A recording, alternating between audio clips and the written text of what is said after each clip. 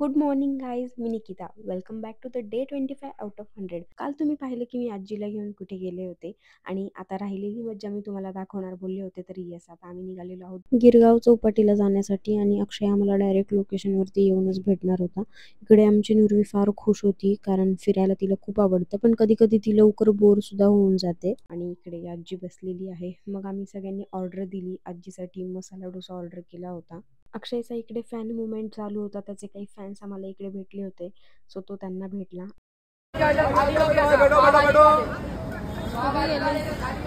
मला इथली सर्वात इरिटेटिंग गोष्ट हीच वाटली की इथे गेल्या गेल्या काही लोक आपल्याला अजिबात सुधरू देत नाहीत. खायसाठी आमच्या दुकानात या, आमच्या हॉटेलला या असं करतात. आणि ऑनेस्टली स्पीकिंग इथलं फक्त सँडविचच चांगलं होतं. आम्ही पुलाव, मसाला डोसा आणि पावभाजी असं सगळं घेतलेलं होतं, पण त्याची टेस्ट इतकी बेकार होती. आणि ही कोल्ड कॉफी एक त्याच्यातली त्यात जरा छान वाटली. जिजूंनी ही जी कुल्फी घेतली होती ना, ही पण काही खास नव्हती. ही देखील आम्हाला तितकी नाही आवडली. आजीसाठी आम्ही घेतलं होतं व्हॅनिला आईस्क्रीम, जे तिला आवडलं. आणि आम्ही पाणीपुरी देखील टेस्ट केली, तर ती जराशी बरी होती. आता तुम्हाला असं वाटेल की खाण्यापिण्याला काय नावं ठेवत आहेस, पण जर का आपण 4 पैसे घालून खात पित आहोत ना, तर ॲटलिस्ट खाणं पिणं चांगलं असावं असं मला वाटतं. एनिवेज, त्यानंतर ना आम्ही बीचवरती येऊन बसलो होतो. इथे चटई रेंटवरती मिळते. एक चटई 30 रुपयाला आणि 2 चटई 50 रुपयाला. सो मग आम्ही 2 चटई घेतल्या आणि चटईवरती येऊन मस्त आरामात बसलो होतो निवांत. इकडे कृष्ण रासलीला महोत्सव चालू होता, तो थोडासा एन्जॉय केला. क्योंकि बहादुर बाप का बेटा है। हाँ, तो शमशीर से खेलो, दिखा दो दुनिया को न्याय कैसे होते हैं। अरे बहादुर बाप के बेटे बहादुर ही होते हैं।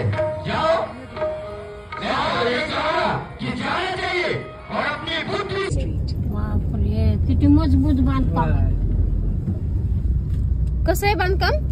मजबूत आहे, मजबूत. फायनली आता आम्ही निघालेलो आहोत घरी जाण्यासाठी. आणि जाता जाता एका पुलावरती हे ब्रिजचं लाइटिंग दिसलं आम्हाला.